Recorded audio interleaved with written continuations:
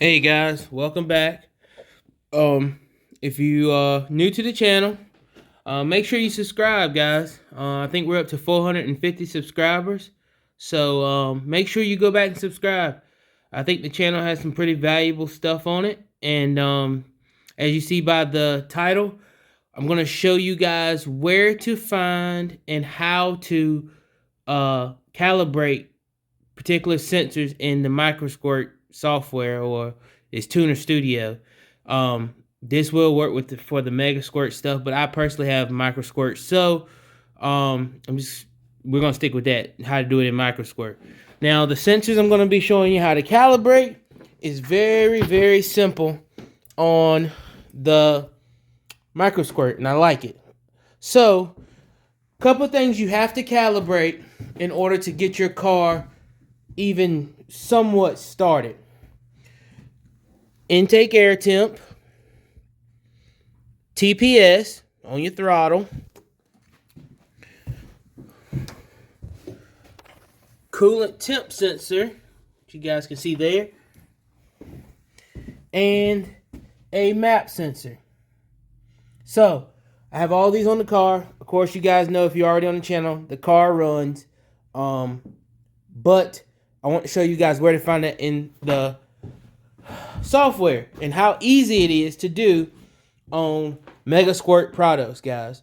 If you're new to the channel, this is my 86 Buick Grand National, still V6 powered, and it has a 4.3 Vortec head. So let me restart. It has a W block 4.3 out of a 94 S10 SS. They came with the biggest camshaft that they put in a 4.3, in a production 4.3, which I think is 432 lift. Don't quote me on that. I do have the specs if you want it, but it is the biggest stock factory cam that you can get. We have 98 to 02 Vortec heads on it. So, and it is turboed. It has a marine intake with custom top plenum created by me, as you can see. And it has a 62 millimeter GT35 turbo, journal bearing turbo on it. Chinese, eBay, whatever you want to call it. They do make good horsepower and they're cheap. So with that being said, that's my setup. But I'm going to show you how to set up these sensors. So we're going to go over here to the computer. Hope you guys can see. And we're going to go and pick my file. Now, I'm not hooked to the car right now, so we're just going to be doing this offline, as you can see. And I can show you everything. It's pretty self-explanatory. I hope the lighting's not too bad. So the first thing we talked about was coolant temp sensor. And the first thing you want to do is go up to your top after you open up.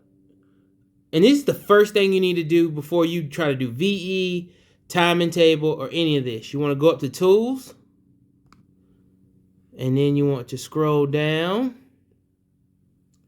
And as you see, Calibrate TPS. That stands for Throttle Position Sensor. You click on that. And you get a window that says Calibrate Throttle. Now,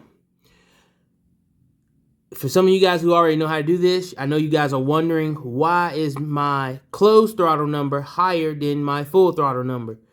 That is because my throttle body is flipped backwards. It's hard to explain. It's in reverse. It doesn't matter, guys. I done figured it out. It does not matter. Long as it has two parameters to read between. So, in order to calibrate your TPS, you come to this screen while the throttle is closed, and you want to do this. This is going to want to be done even after you get your car somewhat tuned or idle. But off the beginning, what you want to do is come to this tab, and you want to hit, and I don't know if you can see it because I'm not connected, but you're going to come over here. I'll put it over, my cursor over. You hit Get Current. That's going to give you your closed throttle resistance. Then you're going to take your foot, yes, your human foot, and you go all the way to the floor, full throttle in your vehicle, and you hit Get Current. And it's going to generate these two numbers. Now, one thing I have learned, your full throttle ADC count. Do that a couple of times. And the reason I say that is carpet, floor mats, any of that can get in the way and throw that off. And you do not want that off. So being said, that's why I say do it 2-3 times. Mash it all the way far as you can. Try to push through the floor and hit current. Then do it again and hit current. See what numbers you get. Say like if I have a 356 right now. Say if I get 356 the first time, I get 358 the second time. Then the third time I come back, I get 357. I'm going to go with the 357 and cut both of them in half. Now you can keep playing with this and hit the throttle all different type of ways. It just needs to be full throttle to the floor.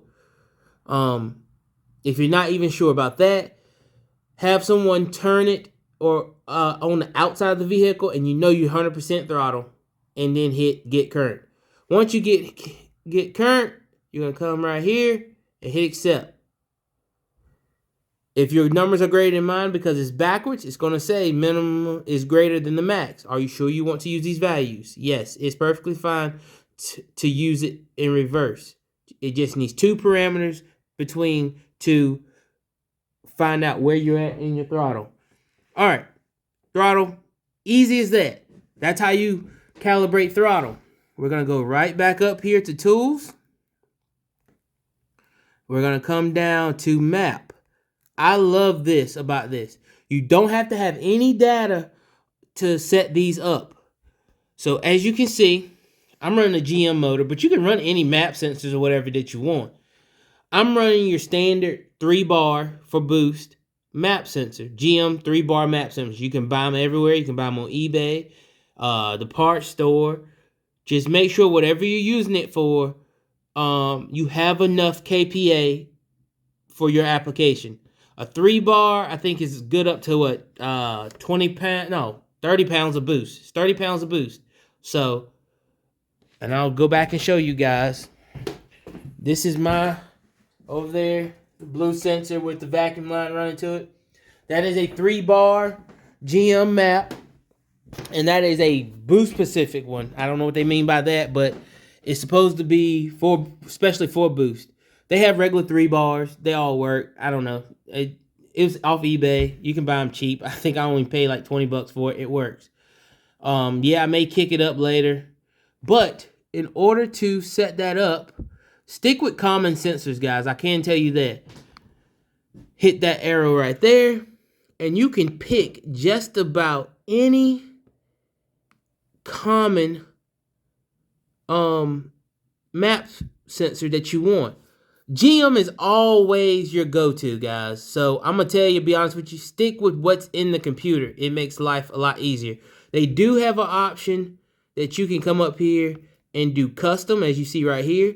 If you have a custom or aftermarket map sensor and you have the data sheet, you can hit custom. It'll bring up another icon and you can input all the data. Stick with your GM map sensor. I'm telling you guys. I mean, you do have AEM in here, which is good. MPX, I haven't looked those up. I'm not sure if they're genuine to a car manufacturer, but GMs are your go-to. So you're looking at 1 bar, that's for your NA setups. 2 bar do about 20 pounds of boost, and a 3 bar is 30 pounds of boost, if I'm not mistaken. My philosophy is you can just go ahead and get a 3 bar, and then you can always scale it back. With these, you can't have, you'd rather have too much because you never know what you may do with your setup later. So boom, we're going to hit 3 bar. Oops, nope, that ain't 3 bar. 3 bar. And then you're going to want to hit burn. This will be red, guys, if you're connected to the car. So 3 bar and burn.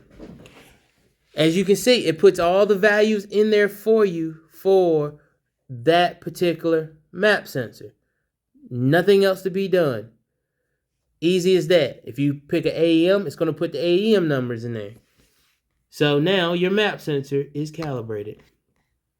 Go back up here to tools. Now you can calibrate battery voltages. I have not done this yet. So that is a good one I need to check. So I'm not even going, I haven't messed with that. I haven't noticed anything yet. I think, if I'm not mistaken, I read the defaults and they're pretty much right. So I wouldn't mess with that too much, but I will double check if someone wants to know and let you guys know. So let's go back up here. And